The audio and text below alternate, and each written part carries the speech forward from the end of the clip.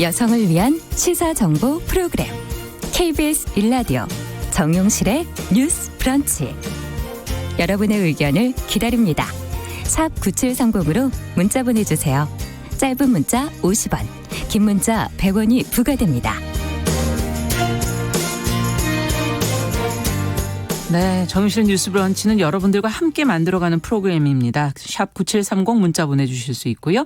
KBS 콩으로도 들어오실 수 있고요. 유튜브 라이브 실시간 스트리밍 KBS 일라디오 치시면은 언제든지 직접 보시면서 들으실 수 있고요.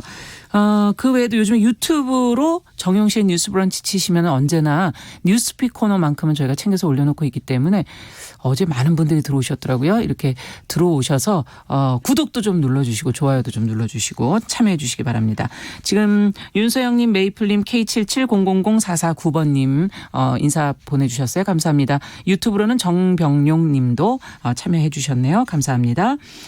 자, 주요 뉴스 이제 골라서 알기 쉽게 풀어보는 뉴스픽 진행해 보도록 하죠. 송문희 더 공감 여성정치연구 소장님 안녕하세요. 네, 안녕하세요. 전혜연 시사평론가 안녕하십니까? 네, 안녕하세요. 네, 오늘부터 이제 저희가 앞서 중고 물품 말씀드렸죠. 어떤 물건이 가치가 있는지 잘 따져가면서 판별하실 수 있도록 잘 도움을 드려야 될 것 같습니다. 자, 오늘 첫 번째 뉴스가 좀 그와 관련된 것이라 한번 좀 살펴보도록 하죠. 안철수 전 국민의당 대표가 지금 SNS를 통해서 정계 복귀 선언을 했는데 복귀 선언 내용은 과연 어떤지 그에 대한 평가는 또 어떤지 하나씩 좀 살펴보고 싶었는데요. 먼저 복귀 선언 내용을 전혜연 평론가께서 정리해 주시겠어요? 예, 우리 오늘 중고 얘기로 방송을 시작했는데 네. 이분을 죄송하지만 물건에 비유하자면 중고로 봐야 할지 신으로 봐야 할지 경론이 또 일어날 수가 있습니다. 2011년 이른바 안철수 현상을 통해서 화려하게 정계에 입문했었죠. 하지만 2018년 선거에서 참패한 이후로 미국 유학길에 떠났던 안철수 전 국민의당 대표가 총선을 약 4개월 앞두고 정계 복귀를 선언했습니다. 네. SNS를 통해서 다시 정치를 하게 된 신경을 밝혔는데요. 제가 이 전문을 꼼꼼하게 읽어보니까 가장 많이 쓰인 단어가 미래였습니다. 한 9번 정도 언급이 되는데요. 이렇게 말했습니다. 이념에 찌든 기득권 정치 세력이 사생결단하며 싸우는 동안 우리의 미래 세력들은 계속 착취당하고 볼모로 잡힐 수밖에 없다라고 일단 기성 정치권에 대한 비판을 강하게 하고 있고요. 또 미래를 내다본 전면적인 국가혁신, 사회통합, 낡은 정치와 기득권에 대한 과감한 청산이 필요하다 이렇게 주장하고 있습니다. 일단 안철수 전 대표가 복귀하는 것에 대해서는 한국당이라든가 바른미래당에서는 나쁘지는 않다라는 반응입니다. 아무래도 통합 가능성을 염두에 두고 있는 것 같은데요. 황교안 자유한국당 대표는 뜻을 같이 하는 모든 분들이 함께 문재인 정권의 폭정에 맞서 싸우겠다라고 우회적으로 표현을 했고요.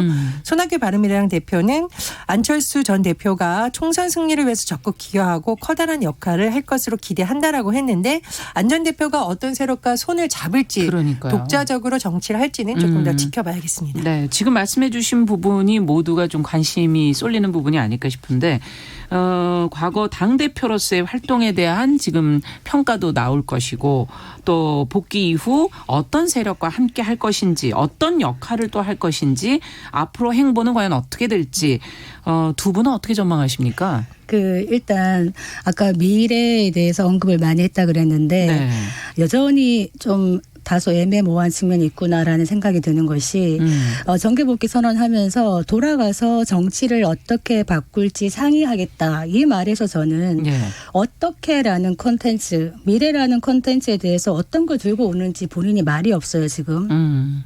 그다음에 상의하겠다. 그럼 누구와 상의할 것이냐. 지금 바른미래당이나 또 자유한국당이나 또 모든 야당에서 사실은 이제 손짓을 하고 있죠. 지금 어떤 정계 개편의 이 절체절명의 시기에 사실은 셀럽의 기한입니다. 물건으로 비유하자면 8년 차이기 때문에 중고는 맞죠. 중고는 맞지만 여전히 몸값은 높은 셀럽인 건 확실합니다.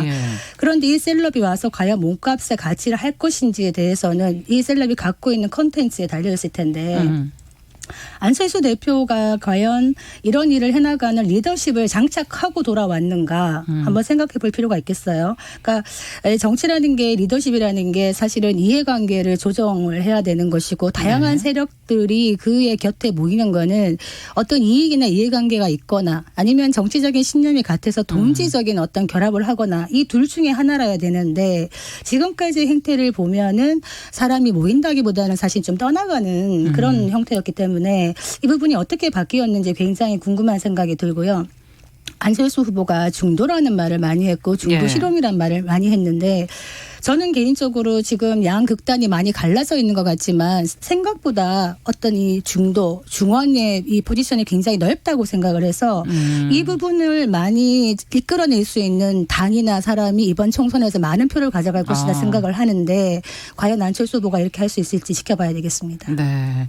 자, 그럼 전혜연 평론가는 어떻게 보세요? 저는 두 가지를 보는데요. 첫 번째, 대박이냐 쪽박이냐. 예. 2016년 총선에서는 사실 국민의당이 안철수 대표가 얼굴을 내세우면서 굉장히 돌풍을 일으켰거든요. 네. 통계를 찾아보니까 무려 38석을 차지했어요. 특히 호남에서 뭐 굉장한 돌풍을 일으켜서 23개의 의석을 가져갔거든요. 그러니까 이게 이제 여당이나 야당이 아예 뭐 별 볼 일 없다라고 얘기를 하고 있지만 긴장을 하는 부분이 과거 선거에서도 결과를 그렇죠. 신생 네. 정당치고는 어떤 돌풍을 일으켰던 요소가 있기 때문이거든요. 근데 이것은 안철수라는 정치인 개인이 잘해서라기보다는 제가 보기에 기성 정치권에 실망한 층들이 새로운 인물이 나왔을 때 표를 또 몰아주는 그렇죠. 현상이거든요. 그래서 제가 대박이냐 쪽박이냐를 보는 것은 이른바 안철수라는 정치인에 대해서 국민들이 정말 기성 정치를 타파할 수 있는 새로운 인물로 보느냐 아니면 그런 기대를 주고 밀어줬는데 막상 와보니까 기대에 못 미치느냐라는 아주 절묘한 시점에서 지금 복귀를 했다고 생각을 합니다. 그래서 그것을 한번 좀 봐야 된다고 생각을 하고요. 두 번째는 뭐 안철수 전 대표에겐 좀 미안한 표현이지만 이게 전진이냐 철수냐. 안철수 전 대표가 중요한 순간마다 뭐 자리를 양보하거나 또는 뭐 선거에 패한 이후에 외국으로 떠나거나 이런 행보를 해왔습니다. 그래서 저는 양보를 하는 것까지는 뭐 비판할 수 없지만 어떻게 보면 본인을 강력하게 밀었던 지지층으로서는 계속 양보만 하지 본인이 정말 의지를 갖고 우리를 대변할 것이냐라는 데서 좀 의문점을 가질 수 있다고 보고요. 두 번째로는 이 기성 정치에 대한 비판을 하면서 나타나는 세력이 장점도 있지만 단점도 있습니다. 단점이 뭐냐면 말씀하셨듯이 기성 정치에 대응하는 그런 새로운 정치가 뭐냐를 뚜렷하게 하지 못한다면 아까 말씀하신 거랑 그렇죠. 같네요. 예. 이것이 새로운 정치 세력의 늘 과제입니다. 그래서 앞으로 본인이 이런 걸 가지고 미래 세대를 끌고 나갔다는 어떤 전진의 리더십을 보여줘야만 성공할 수 있는 거지. 비전이나 가치나 그렇죠. 신념을 보여달라. 기성 정치에 대해서 비판할 수 있는 것은 뭐 현실 정치인이 아니라 누구나 할 수 있는 영역이거든요. 이런 부분에 대한 뚜렷한 어떤 비전과 저는 구체적인 리더십을 보여준다고 생각하는데 왜냐하면 안철수 전 대표의 어떤 안보관 경제관은 이미 몇 번의 대선과 선거를 통해서 이미 다 분석이 끝났습니다. 네. 근데 그런 것을 꼭 안철수라는 인물이 또 새로운 정당이 대체할 수 있느냐에 대해서는 좀 개인적으로 좀 의문이거든요. 그래서 이번에야말로 안철수의 정치가 뭔지를 국민들에게 좀 더 명확하게 보여줘야 된다 이렇게 봅니다. 그러니까 정치인은 사실은 들어가야 될 때와 나와야 될 때를 정확하게 구분을 할 줄 알아야 되는데 안철수 후보의 전 대표의 경우에는 이 부분에서 굉장히 미숙했다. 이런 부분을 보여줄 수가 있고요. 2016년 총선에서 국민의당이 정말 녹색 돌풍을 일으켰던 그 원인이 안철수 신드롬이라기보다는 당시의 선거 자체가 정권 심판론과 야당 심판론이 같이 먹혔다.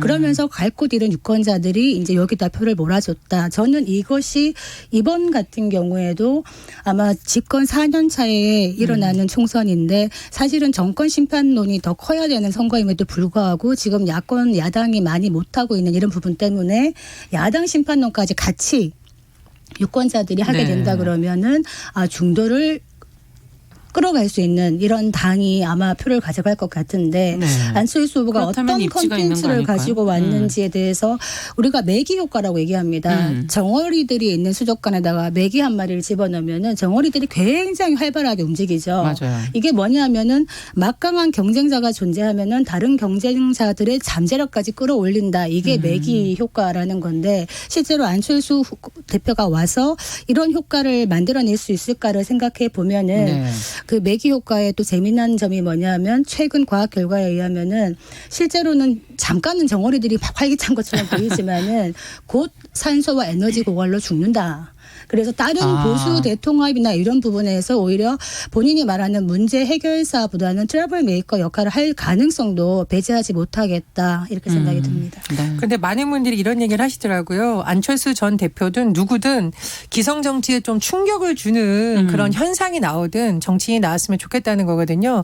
그런 부분에서는 올해 작년이죠. 작년 국회가 보였던 모습이 너무나 실망스러웠기 때문에 뭔가 좀 새로운 대안을 찾으시는 거군요. 그렇죠. 그런 움직임은 계속 있고요. 정치인들이 누군가 나타날 때마다 깜짝 쇼를 하는 것이 아니라 이번에야말로 좀 새로운 인물과 새로운 정치로 더 나쁜 덜 나쁜을 구별하는 것이 아니라 누가 더 잘하나 해서 좋은 정치인을 선택할 수 있는 기회를 정말 유권자에게 제공해야 될 것으로 보입니다. 뭐 유권자들은 백마 타고 오는 초인을 기다리는 이런 심정도 사실 있습니다만 초인은 존재하지 않고 예. 결국에는 덜 나쁜 정치인을 고르는 선거가 되지 않겠나 네. 이런 생각이 듭니다. 자, DGY69R92 아우 되게 기네요. GMD REW님이 독일에서 과연 한국 정치의 통점을 어떻게 찾아냈을까 하는 그런 질문을 보내주셨습니다.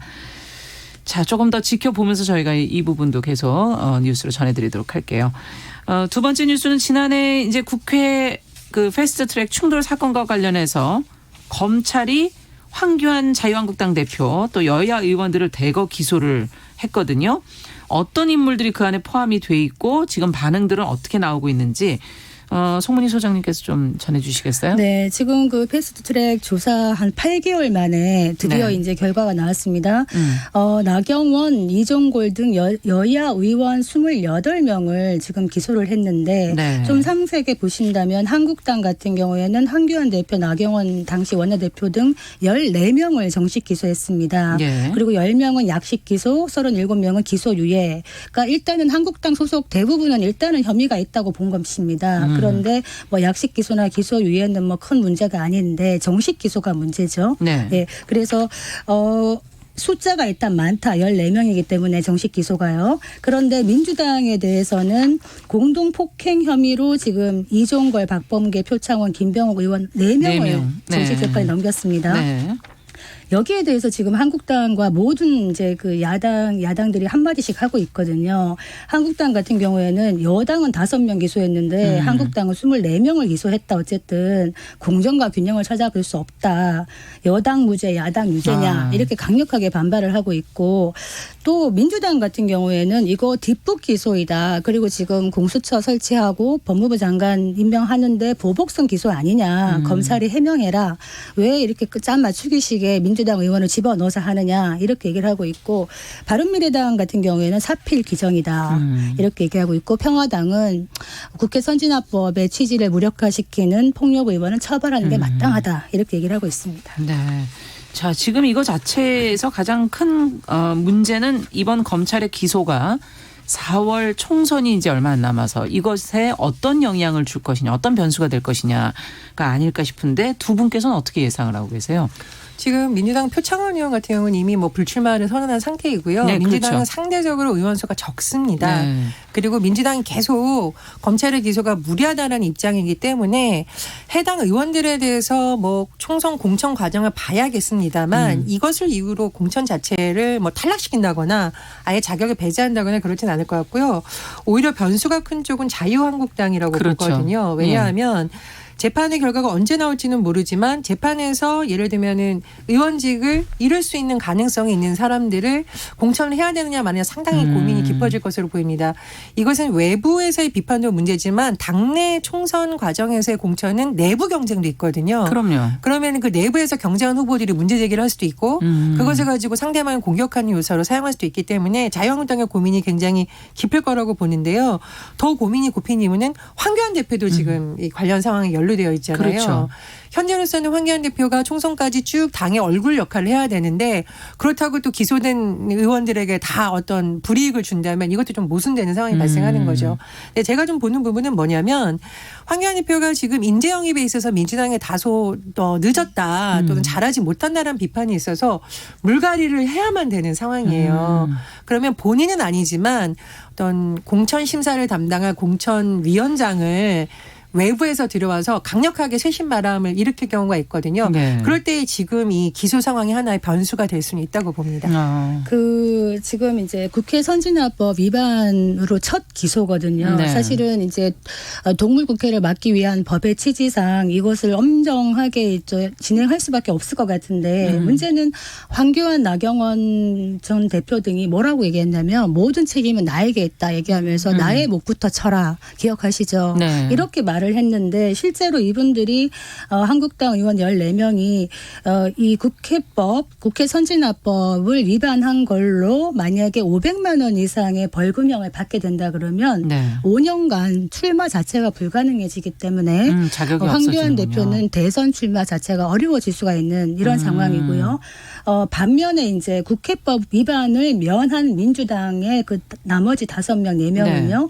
금고 이상의 형이 확정되어야지만 피선거권이 박탈되기 때문에 느낌이 좀 다르죠. 훨씬 마음이 좀 가벼울 수가 있는 그러네요. 거죠. 그래서 이 국회법 위반에 대한 이 재판의 결과에 좀 촉각을 곤두세울 수밖에 없는 것이고 아까 뭐 외부 인재 영입이나 위원장 얘기하셨는데 물갈이 굉장히 필요한데 네. 왜 황교안 대표는 빼고 얘기하시는가 한번 생각해 볼 필요가 있겠죠. 네. 네.